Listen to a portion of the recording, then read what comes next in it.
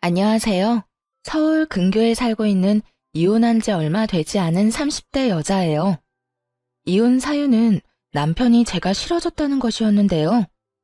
한때는 제가 없으면 하루도 살 수 없다던 사람이었는데 이혼할 무렵엔 함께 있는 것이 숨 막힌다고 하더라고요. 꼴도 보기 싫다면서요. 그렇게 남편과 이혼하고 난 후 그 인간과 재회하게 된 것은 응급실이었네요. 이혼 후 어떤 일이 일어났는지 들어보실래요? 대학병원에서 간호사로 일하면서 같은 병원 의사였던 남편을 만나 결혼했거든요. 그리고 몇 년 뒤 남편은 독립해서 새 병원을 개원했고 전 여전히 대학병원 응급실에 남아 있었고요. 시댁에서는 무척 잘 대해주셨는데 그 흔한 시집살이는커녕 명절에도 바쁘면 오지 않아도 되니 한가할 때 밥이나 한 끼 먹자고 권해주실 만큼 쿨하고 열린 분들이셨어요. 덕분에 남편과는 서로의 자리에서 각자의 일에 최선을 다할 수 있었죠. 남편은 시댁 부모님의 도움으로 개원할 수 있었는데 점점 자리를 잡아가고 있었고요. 그런데 병원에 환자가 늘어나면 늘어날수록 남편이 점점 변해가기 시작하더라고요. 예민한 건 둘째치고 점점 절 배우자가 아닌 도우미 정도로 여긴다는 기분이 들 때도 있었어요. 청소는 제대로 하는 거 맞아? 이불 빨래는 언제 했어? 숨 쉴 때마다 목이 쾌쾌해. 여보, 나 밤샘 근무하고 이제 들어왔어.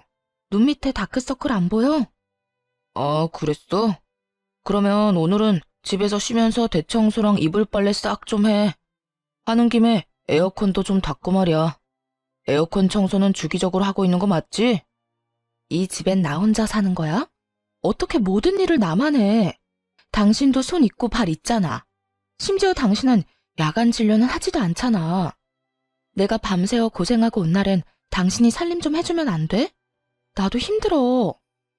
누가 당신 보고 안 힘들대? 그런데 집안일은 나보다 당신이 더 잘하기도 하잖아. 내가 해봤자 어차피 당신이 다시 하게 될 텐데 이왕 하는 거 잘하는 사람이 하면 2번 일 안 해도 되잖아. 아, 서재도 좀 치워줘. 완전 엉망진창이야. 청소뿐만이 아니었어요. 반찬 투정까지 부리더군요. 어떤 날은 반찬이 마음에 들지 않는다며 있는 대로 짜증을 내고 나가버리기도 했죠. 가장 대접도 못 받는 기분이라나 뭐라나요. 그래도 이런 남편을 보며 이해해보려고 노력했어요. 얼마나 피곤하고 힘들면 저렇게 예민해질까 하며 측은했거든요. 하지만 이런 인내심도 친정을 무시하는 태도 앞에서 결국 폭발했죠. 그날은 친정엄마의 환갑이었어요. 바쁜 남편 스케줄에 맞춰 일부러 식당을 점심시간에 예약하고 혹시나 하는 마음에 아침을 먹는 자리에서도 약속 시간과 장소를 여러 번 언급했거든요. 그런데 약속 시간이 지나도 남편은 오지 않더라고요. 연락 한 통 없이 말이에요. 결국 남편에게 전화를 걸었고 남편은 아주 태연한 목소리로 이렇게 말하더군요. 깜빡했어. 뭐? 어떻게 다른 것도 아니고 엄마 생신을 잊을 수가 있어. 내가 며칠 전부터 그리고 오늘 아침에도 이야기했잖아. 귀에 딱지 앉을 것 같으니 그만 이야기하라고 했던 게 당신이야. 그런데 뭐? 깜빡했어? 바쁘다 보면 그럴 수도 있지. 돈 좀 보낼 테니까 장모님 드려. 뭐? 안 오겠다는 말이야? 지금이라도 와서 얼굴 비추고 가. 지금 점심시간이잖아. 점심시간이라고 마냥 노는 줄 아냐? 지금도 할 일이 태산이거든. 아휴, 뭘 알아야 대화가 통하지. 하여튼 난 못 가니까 당신네 식구끼리 좋은 시간 보내. 그 순간 이성의 끈이 뚝 하고 끊기는 느낌이었어요. 바로 남편의 병원으로 찾아갔고 거기서 본 풍경에 어이가 없었네요. 바쁘다던 남편놈은 간호사들과 모여 앉아 시시덕거리며 커피를 마시고 있더군요. 생각 같아서는 그 자리에서 남편에게 따져먹고 싶었지만 차마 입이 떨어지지 않더라고요. 남편의 체면도 있었지만 제 얼굴에 침 뱉는 짓이란 걸 알고 있었으니까요. 가까스로 화를 참고 남편과 함께 진료실에 들어갔어요. 아니, 여기는 왜 쫓아온 거야? 몰라서 물어? 바쁘다며. 당신한텐 커피 마시는 일이 바쁜 일이니? 다른 날도 아니고 환갑이야, 환갑. 그런 날에 간단하게 점심 한 끼 먹는 것도 그렇게 힘이 들어? 아, 깜빡했다고 했잖아. 이미 늦었는데 가봤자 눈치밖에 더 보여? 괜히 내가 가서 분위기 망칠 바엔 안 가는 게 서로 좋잖아. 지금 그걸 말이라고 해? 당신 일정 맞춘다고 이 근처로 예약했고 시간도 일부러 점심시간으로 잡은 거야. 그런데 당신이 빠지는 게 말이 돼? 그까지 환갑이 뭐라고 이 유난을 떨어? 그냥 생일이잖아. 1년에 한 번씩 있는 생일. 그까지 생일 때문에 병원까지 찾아와서 피곤한 사람 붙잡고 큰 소리 내야겠어? 남편은 미안하단 말 한마디 없이 당당한 태도였고, 그런 남편의 손에 들린 커피를 빼앗아 그 당당한 얼굴에 뿌려버렸어요. 야, 너 이게 뭐 하는 짓이야? 정신 차리라고. 내가 요즘 당신 힘들다고 다 이해해주니까 나나 우리 집이 우습게 보이나 본데 정신 차려. 그날 밤 남편은 집으로 들어오지 않았어요. 남편의 첫 외박이 있던 날이었네요. 도대체 언제부터 사이가 이 지경이 되었는지 가늠도 되지 않더라고요. 복잡한 생각에 잠겨 째깍째깍 흘러가는 시간을 보며 애를 태우던 그때 시모에게서 전화가 왔어요. 아가, 어제 사돈은 잘 만나고 왔니? 좋은 시간 보냈어? 다정한 시모의 목소리를 듣는데 참았던 눈물이 터져 나왔네요. 아무런 대답도 하지 못하고 대성통곡을 하는데 시모는 아무 말도 하지 않고 가만히 기다려주시더군요. 그렇게 한참을 울고 나니 진정이 되었고 그제야 무슨 일이냐고 물어보시더라고요. 어머님, 그게 어제 그의 생신 자리에 오지도 않았어요. 바쁘다고요.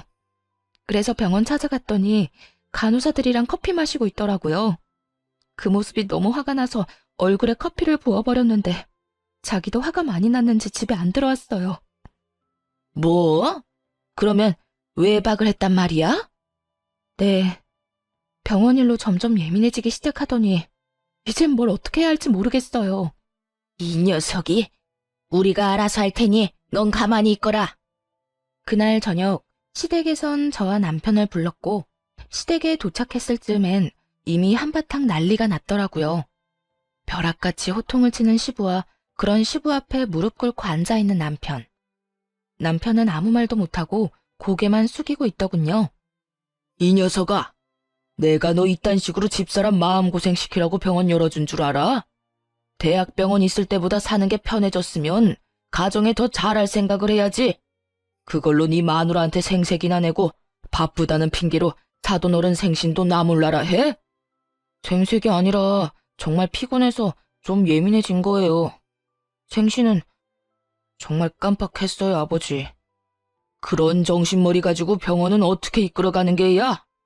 이딴 식으로 굴 거면 지금이라도 간판 내리거라. 아버지, 제가 잘못했어요. 앞으로는 절대 그런 일 없도록 할게요. 너 이 녀석, 다신 이딴 일로 집사람 눈에서 눈물 빼지 마라. 알겠어? 네, 알겠어요. 여보, 내가 미안해. 앞으로 이런 일 없도록 할게. 약속해. 개원 당시 워낙 받은 도움이 커서 시부모님들 말씀이라면 꼼짝도 못하던 남편이었죠. 이번에도 마찬가지였어요. 진심이라고는 느껴지지 않았지만 용서를 구하기는 하더라고요. 그리고 한동안은 잘하는 척도 했고요. 하지만 그럴수록 남편의 마음은 이미 떠난 것이 느껴졌어요. 아니, 단순히 마음이 떠난 것이 아니라 다른 이유가 있을 거라 확신하게 되었죠. 그렇지 않고서야 둘 사이에 큰 다툼이 있었던 것도 아니었고 기분이 상한 일도 없었는데 사람이 저렇게까지 변한 것은 말이 안 되니까요. 혼자 고민을 하다가 남편 병원에서 일하고 있는 동기에게 물어보기로 했네요. 꽤 긴 시간을 남편과 함께 보내는 친구이니 이유를 알지 않을까 해서였죠. 지연아, 혹시 우리 남편 요즘 무슨 일 있어? 원장님? 아니, 왜? 무슨 일 있으시대? 아니, 요즘 좀 이상해서 혹시 너는 알까 해서 연락해봤어. 요즘? 이상한 건 없었는데. 조금 예민하시긴 했지. 뭐 그거야 그럴 수도 있는 일이니까. 그거 말곤 다른 이상한 점은 없었는데. 아, 혹시 우리 남편 여자 있는 건 아니겠지? 100번은 넘게 고민하고 물은 말이었는데 이 말을 들은 친구는 듣자마자 깔깔거리고 웃더라고요. 자신이 아는 한 그럴 리가 없다고 말이죠. 뭐? 넌 말이 되는 소리를 해. 네 남편을 어떻게 나보다 더 모르니? 네 남편 매일 병원에서 살다시피 하고 진료 끝나면 바로 집에 가는데. 친구들도 점심시간에 잠시 병원에 와서 보고 가는 게 전부고 따로 약속 잡는 일도 없으신 것 같고 말이야. 너도 요즘 많이 피곤한가 보다 그런 생각까지 하는 거 보면. 그러지 말고 쉬는 날에 잠이나 좀 푹 자. 서로 예민하다 보면 자주 부딪히고 또 그러다 보면 별 생각이 다 드는 법이야. 그래 알겠어. 우리 남편한텐 내가 이런 이야기 한 거 비밀로 해줘? 당연하지. 얼른 좀 쉬어.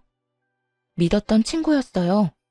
동기들 가운데서도 친했고 무엇보다 유부녀이기에 이런 마음을 더 잘 이해하고 상황을 객관적으로 볼 거라 생각했죠. 그런 친구의 조언을 듣고 나서도 이상한 기분은 사라지지 않았지만요. 그래서 결국 남편의 뒷조사를 시작했네요. 다들 뒷조사만 했다 하면 무슨 판도라 상자 열리듯 남편이 숨기고 있던 모든 것이 밝혀지곤 하던데 아니었어요. 허무할 정도로 아무것도 없더라고요. 친구의 말처럼 병원과 집을 오가는 단순한 생활의 반복이었거든요. 가끔 친구를 만나기도 했지만 다 남자들일 뿐만 아니라 그것마저도 차를 마시거나 편의점에서 캔 음료나 마시곤 헤어지는 게 전부더라고요. 술은 입에도 대지 않았고요. 병원에서 회식을 해도 1차에서 끝내곤 혼자 병원에 들러 나머지 일을 보곤 집으로 돌아오곤 했더군요. 딱히 뭐가 나오지 않아 다행스럽긴 했지만 정작 아무것도 나오지 않으니 환장할 노릇이었어요. 남편은 여전히 이상하게 변해만 갔으니까요. 그렇게 감정이 요동을 지던 어느 날 남편 입에서 결국 이혼이란 말이 나오고야 말더군요. 그날은 웬일로 남편이 함께 외출을 하자고 하더군요. 밖에서 맛있는 것도 먹고 산책도 좀 하자고요. 그간 좀 소원하긴 했어도 다시 잘 지내볼 생각은 있구나 하는 마음에 한껏 꾸며입고 외출길에 나섰죠. 들떠서 밝은 목소리인 저와는 달리 남편은 건성건성 대답만 하더라고요.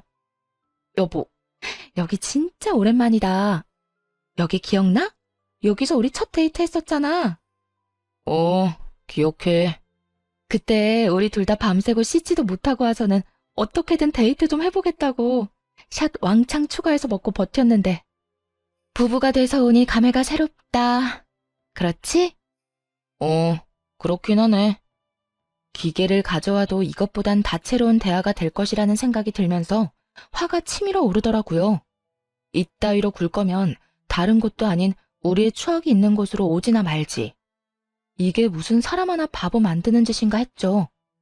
기분이 상해 바로 자리에서 일어나 집으로 돌아와 버렸고 남편 역시 저를 뒤쫓아 집으로 돌아왔고요. 당신 진짜 나한테 왜 그래? 내가 뭘? 내가 뭘? 할 말 있으면 똑바로 말해. 하루 종일 사람 데리고 다니면서 정신은 다른 곳에 있었잖아. 꼭 똥마려운 강아지처럼. 내 눈치는 이리저리 살피면서 그러면서도 또 멍하니 딴 생각만 하고. 난 오늘 당신이 앞으로 잘 살아보자는 마음으로 산책하자고 한 줄 알았어. 오늘 간 곳이 죄다 우리한테 좋은 추억만 가득했던 곳이니까. 그런데 당신은 시큰둥해선 대답만 겨우 하고 나만 들떠있고.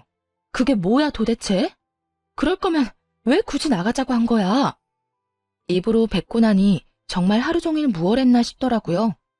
화가 많이 나 씩씩거리는 저를 남편은 한참 바라보더니 이내 하루 종일 품고 있던 말을 꺼내기 시작하더라고요. 내가 많이 고민해봤는데 우리 이혼하자. 나 더는 이렇게 못 살겠어. 목소리에 미안함이라곤 찾아볼 수가 없더라고요. 마치 제가 유책 배우자라도 된다는 듯 말이에요. 이혼? 지금 이혼이라고 한 것 같은데 내가 제대로 들은 거 맞아? 이혼하자고. 나 이제 당신이랑 사는 거 너무 힘들어. 그러니까 오늘 하루 종일 한 짓이 사실은 데이트가 아니라 당신 마음 정리할 시간이 필요했던 거네? 말하자면 마지막 점검 같은 거였어. 맞아? 꼭 그런 건 아닌데, 당신하고 돌아다니면서 마음이 더 확고해지긴 했어. 내가 뭘 어떻게 했다고 그렇게 힘들어? 내가 당신을 힘들게 해? 그냥 당신이랑 같이 사는 것 자체가 힘들어. 당신이 뭘 잘못한 게 아니라 그냥 내가 이제 당신을 안 사랑해. 마음이 다 찢어지게 상처가 되는 말을 참 무덤덤하게도 하더군요. 마치 책을 읽듯 아무런 감정도 없이요. 그래도 함께한 세월이 얼만데 남은 정도 없다는 듯 말이에요. 이젠 사랑하지 않으니 이혼하자는 말을 듣는데 스스로가 너무나도 초라하고 또 비참하더라고요.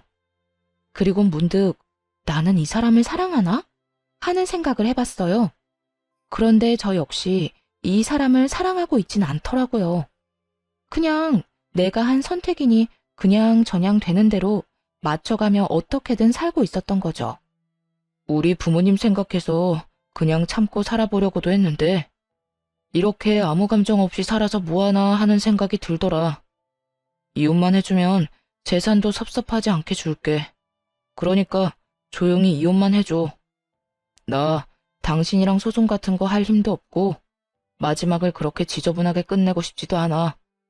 알겠어. 그래, 하자. 이혼.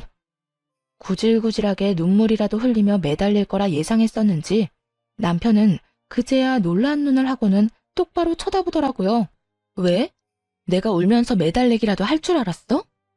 아니, 그건 아닌데 좀 더 이유를 물을 거라고는 생각했어.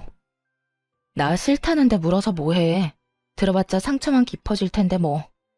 당신 말 듣고 생각해보니까 나도 당신 사랑하는 건 아니더라. 그냥 저냥 어떻게 해서든 잘 살아보려고 맞춰가고 있었던 거지. 당신 말대로 그렇게 살아서 뭐 하겠어. 지금이 조선시대도 아니고 아니다 싶으면 애 없을 때 헤어져야지. 그렇긴 하지. 당신 괜찮아? 아니, 안 괜찮아. 사실 나 진짜 비참해.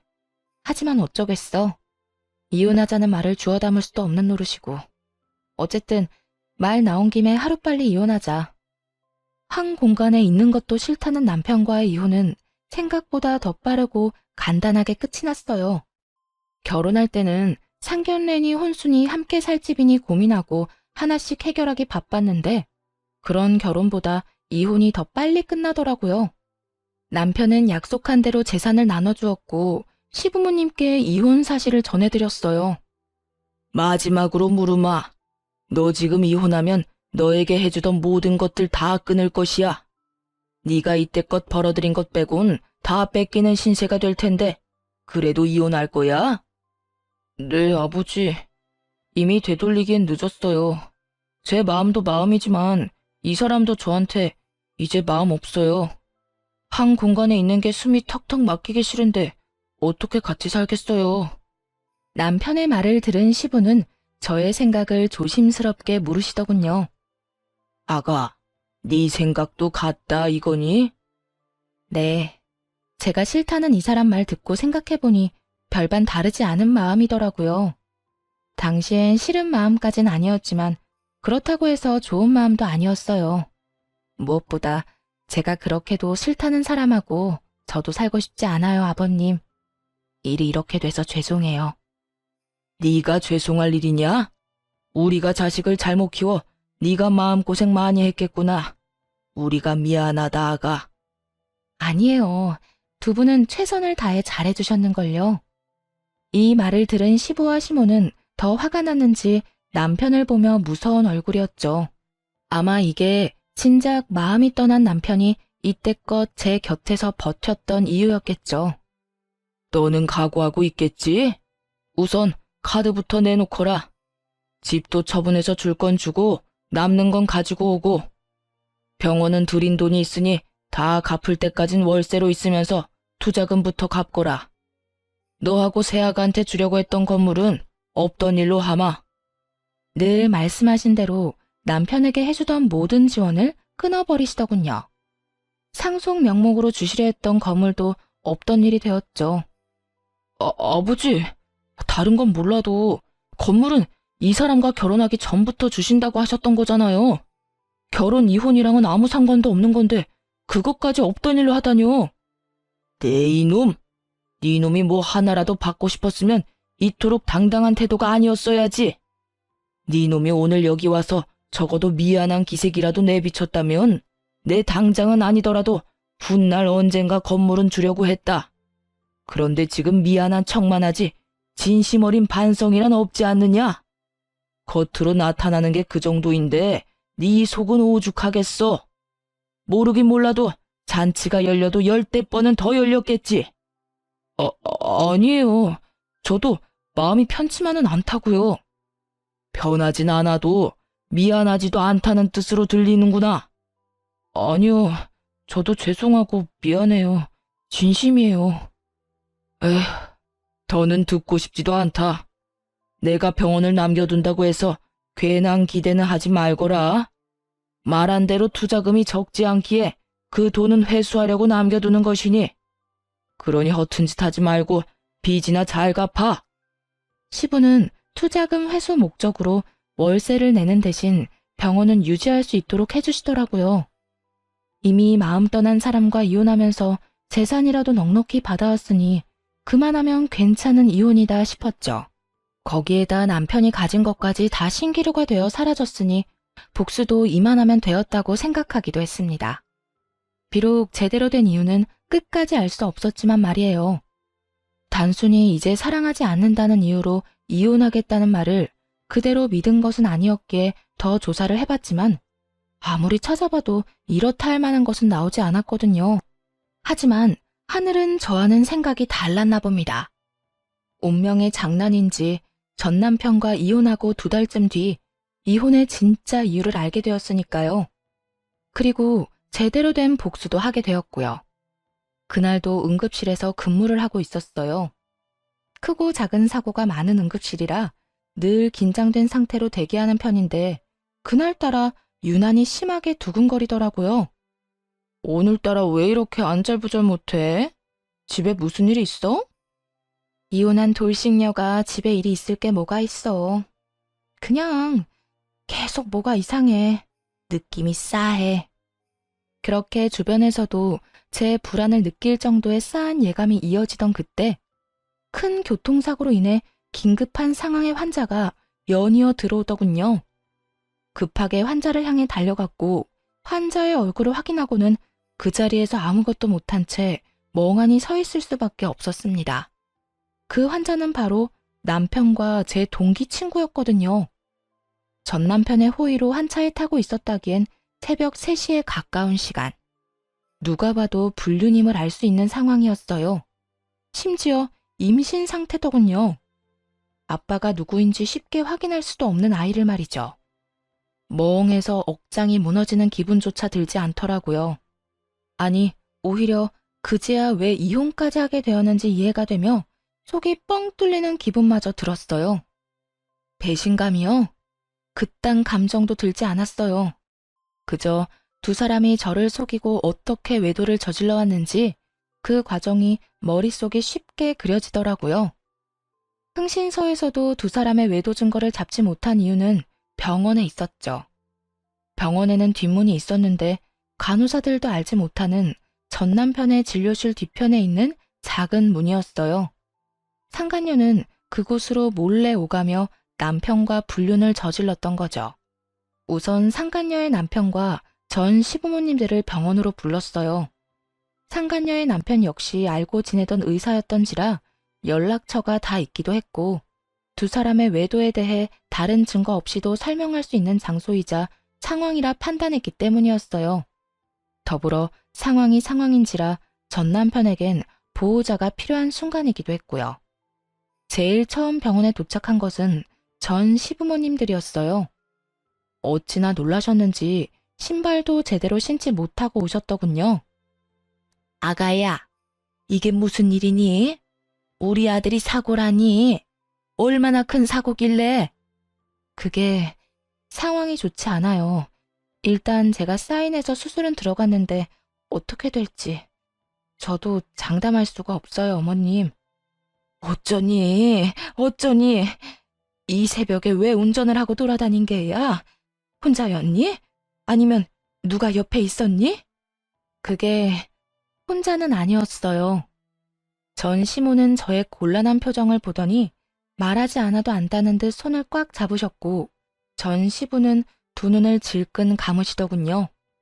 저보다도 두 분이 더 상처를 받으신 듯 잡은 두 손이 미세하게 떨리고 있더라고요.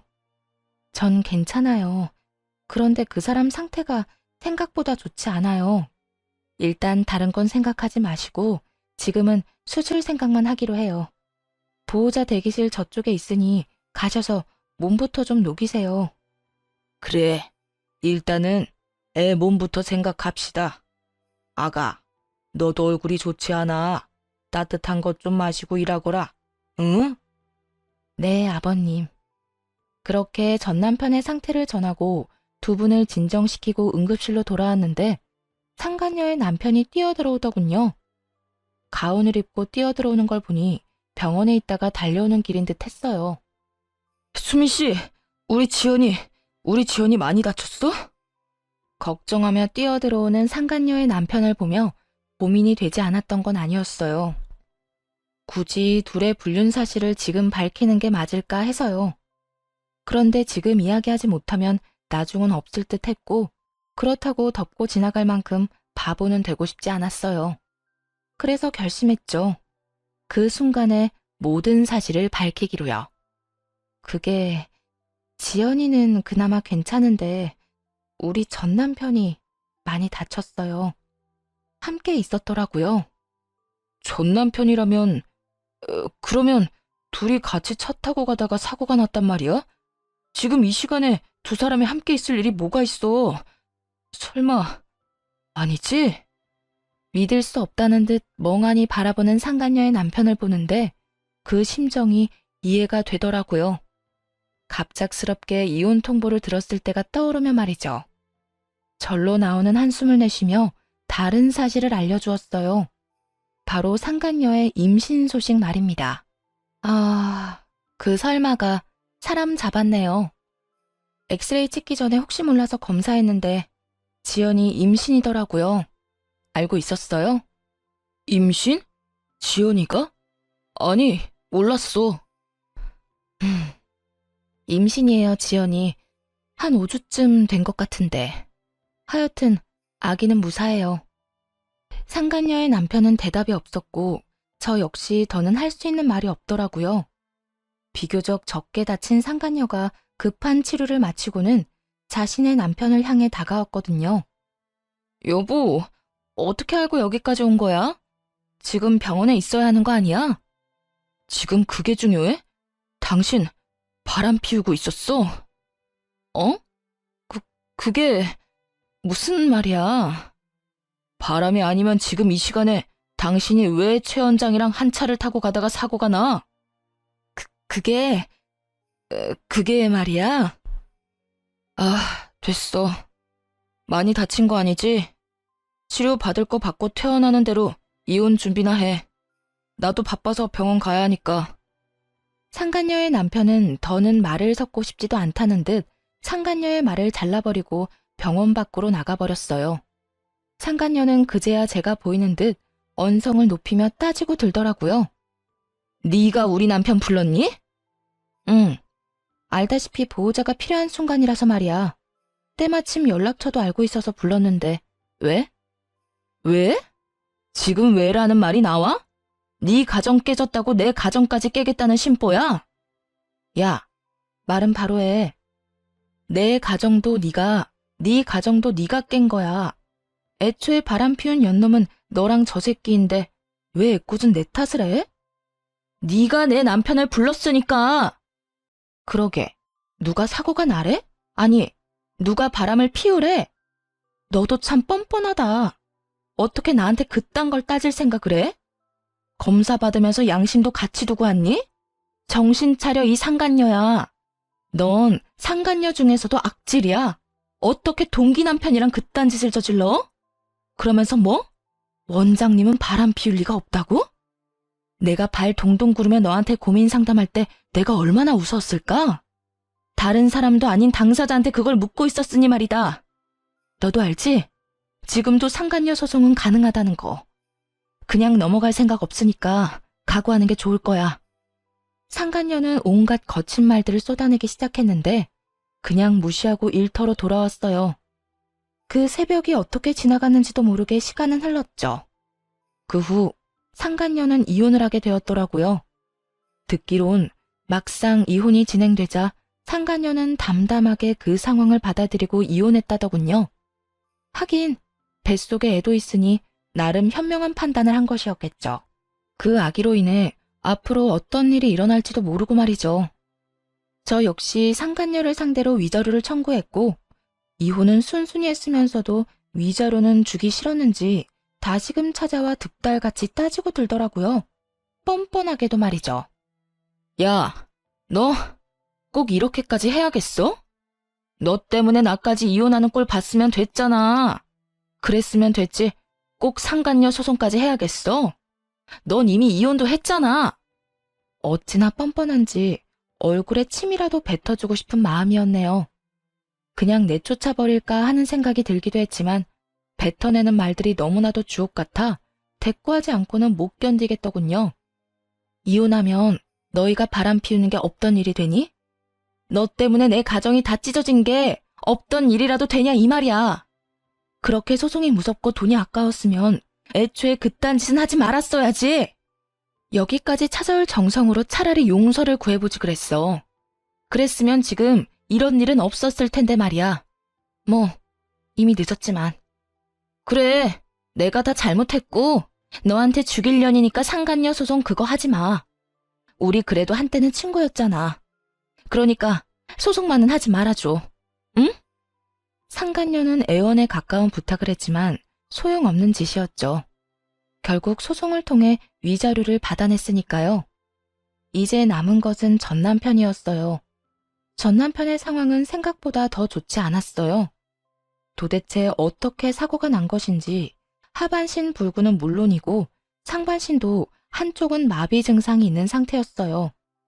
의사 생활은 물론이고 일상생활에도 불편함을 겪을 정도였죠. 즉, 장애인으로 살아가야 할 신세가 되었습니다. 그런 신세가 된 전 남편을 보는 것은 전혀 슬프지 않았는데 슬퍼하는 전 시부모님을 지켜보는 것은 힘들더라고요. 아무래도 그간 친부모님처럼 잘 대해주신 분들이니까요. 그래서 전 남편의 곁을 지키는 두 분을 챙기기 시작했고 그런 행동에 상간녀가 안달이 난 모양이더라고요. 혹시나 전 남편을 빼앗길까 조바심이 들었는지 어느 날은 전 시부모님 앞에 무릎을 꿇고 앉아 절절한 사랑 고백을 하더군요. 저희가 비록 시작은 옳지 않았으나 마음만큼은 정말 진심이었어요. 저 원장님 진심으로 사랑해요. 그래서 뭘 어쩌란 말이니? 너를 며느리로 받아달라 이 말이니? 네 눈엔 제 불구된 거 안 보이니? 그래도 상관없다 이거야? 네, 저는 상관없어요. 원장님 상황이 어떻든 전 원장님을 사랑해요, 어머님. 그러니까 저 좀 예쁘게 봐주세요. 제가 살면서 정말 잘할게요. 저 받아주신 거 절대 후회할 일 없도록 잘할 자신 있어요. 그래, 그러려무나. 전 시댁에서 허락을 하니 상간녀는 부잣집에 시집갈 생각에 기쁜 내색을 감추지 않더라고요. 하지만 그것도 잠시였어요. 전 시댁에선 병원도 빼앗고 그나마 지원해주던 병원비마저 끊어버렸으니까요. 불구가 된 아들을 버리기는커녕 데리고 살아준다는데도 불구하고 이토록 냉정하게 구신 이유가 다 있었어요. 저와 전 남편이 이혼한 이유가 상간녀 때문이라는 걸 다 아시기도 했고 무엇보다 전 남편 옆을 지키고자 하는 상간녀의 의도가 뻔히 보였기 때문이었죠. 여러 사람 눈에서 피눈물이 나게 하고 자기는 호의호식하며 살겠다는 그 추악한 의도가 말이죠.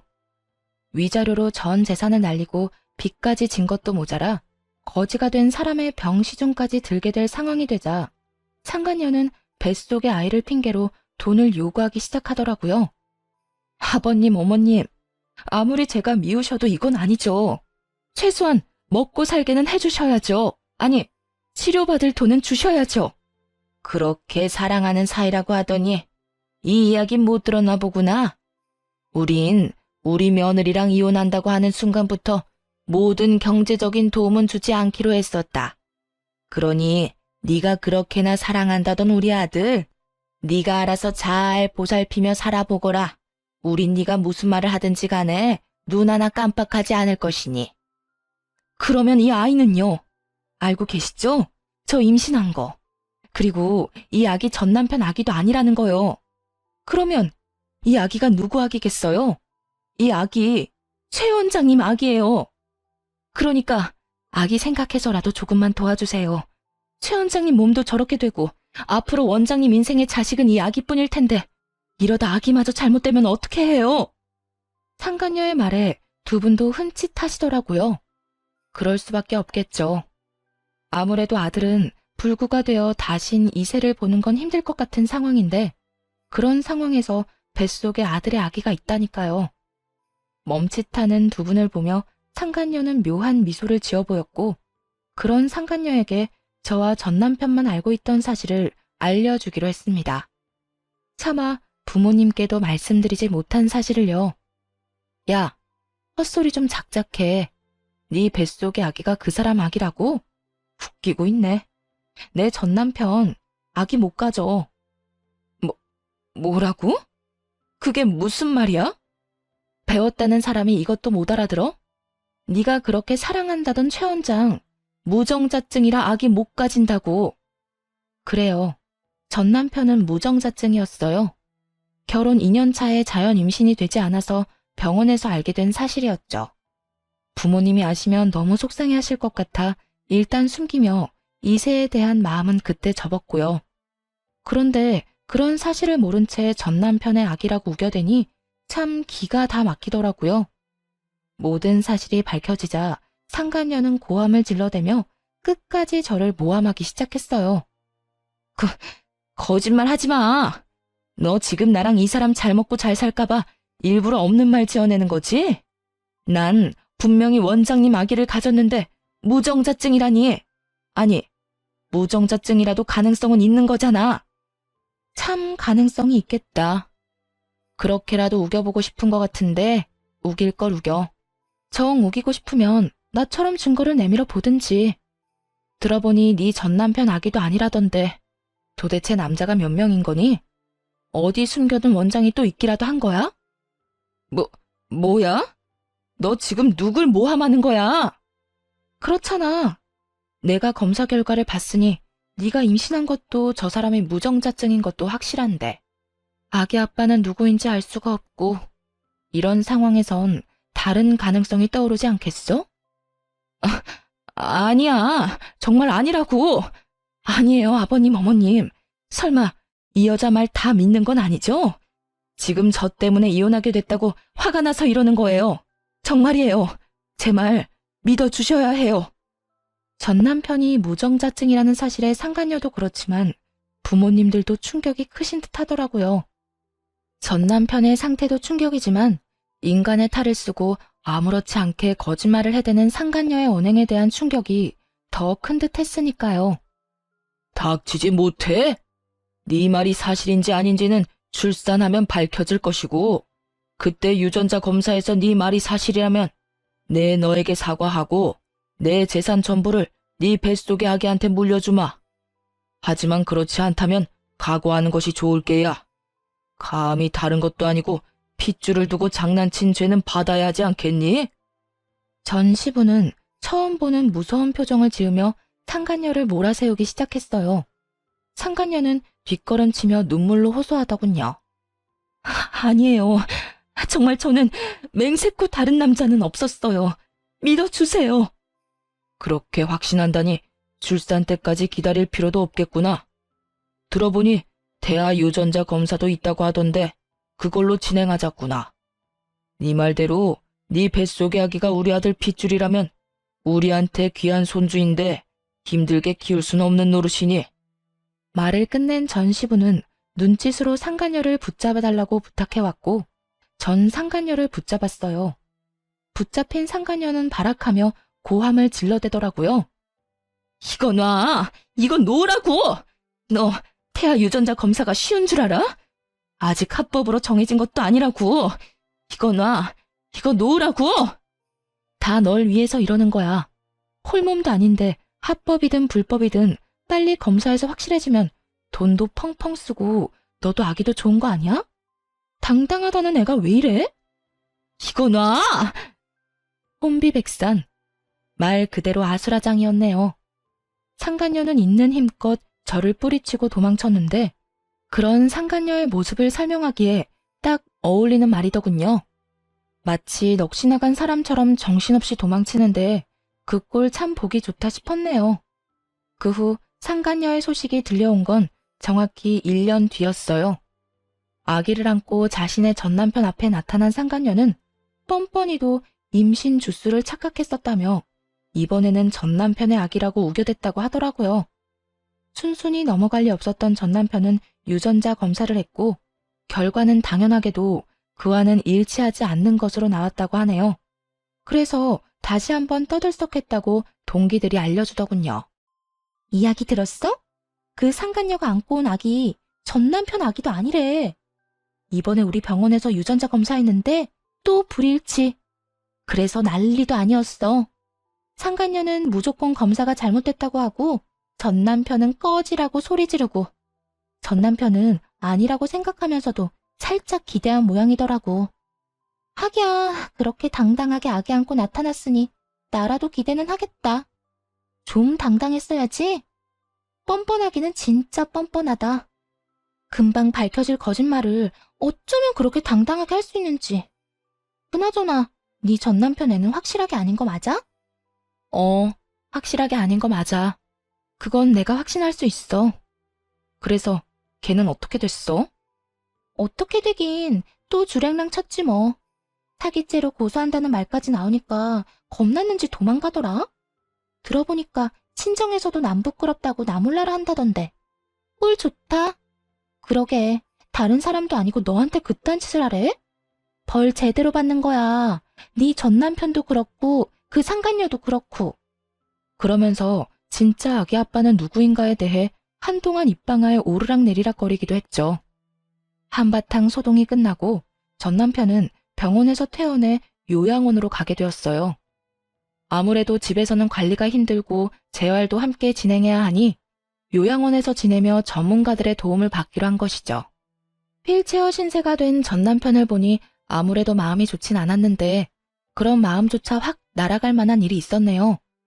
퇴원하는 날 저를 향해 갖은 악다구니를 쏟아냈으니까요. 또 내가 이 꼴이 돼서 속으론 통쾌하지? 아니, 내가 교통사고 난 것도 네가 속으로 빌고 또 빌어서 그렇게 된 거 아니야? 악밖에 남지 않은 전남편의 말을 듣는데 정신이 확 들었어요.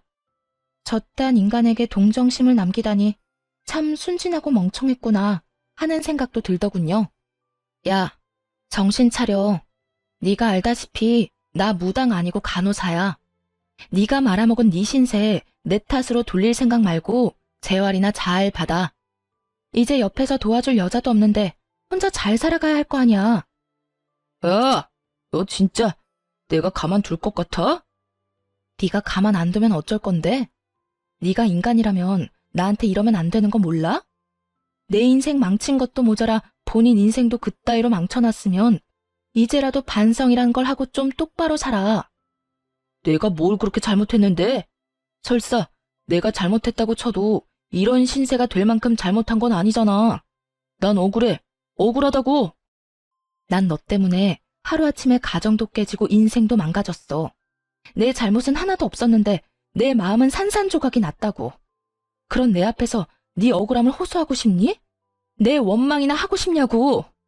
넌 정말 끝까지 나에 대한 배려나 미안함 따위는 전혀 없구나. 너야말로 어떻게 나한테 이렇게까지 해. 이혼할 때도 나지 않았던 눈물이 그제야 나더라고요. 울면서 고함을 질러대자 전 남편도 그제야 정신을 차린 듯 멍하니 바라보더군요. 놀랍기도 했겠죠.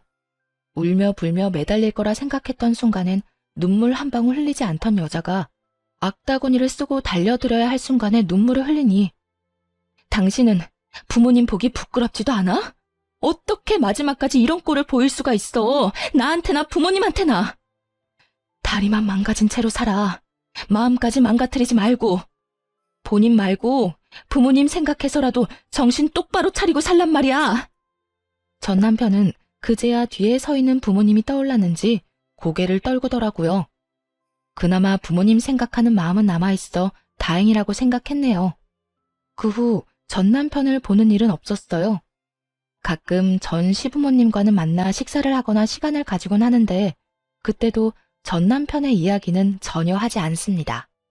그저 서로의 안부와 이런저런 사는 이야기를 나누며 시간을 보내고 돌아오곤 해요.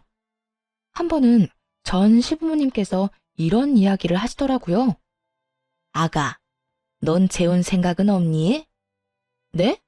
재혼이요? 아, 어머님, 무슨 그런 말씀을 하세요. 전 그런 생각 없어요. 그러지 말고 다시 잘 생각해봐. 너희 부모님도 내심 네가 다시 시작하길 원하실 거야. 우리도 그렇고 말이야. 우리 아들 잘못 때문에 그렇게 된 거지 네 잘못은 없었잖니. 세상 남자들이 다 우리 아들 같진 않아. 가정적이고 좋은 남자가 얼마나 많은데. 나이도 아직 젊은데 잘 생각해 보려무나.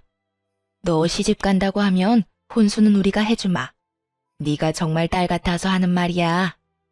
너무 걱정하시는 것 같아 대답은 잘 생각해 보겠다 했지만 재혼 생각은 전혀 없는 상태예요. 마음에도 정해진 양이 있다고 하는데 이미 전 남편에게 온 마음을 다 쏟은 것 같거든요. 사랑도 미움도 무관심도 말이에요. 언젠가 이 마음들이 다시 채워진다면 그때는 다시 좋은 사람을 만날 수도 있지 않을까요? 요즘 전 병원을 그만두고 휴식을 취하고 있는 중이에요. 너무 많은 일이 있기도 했고 간호사라는 직업에 대한 회의감이 들어서요. 갈림길에 서서 고민을 하는 단계라고나 할까요? 요즘엔 유아교육에 대해 공부를 하고 있긴 한데 이 어두운 터널을 벗어나 무엇을 하며 살아갈지 기대되는 요즘이네요. 이로써 저의 사연은 끝이 났네요. 긴 사연 함께 해주셔서 감사합니다.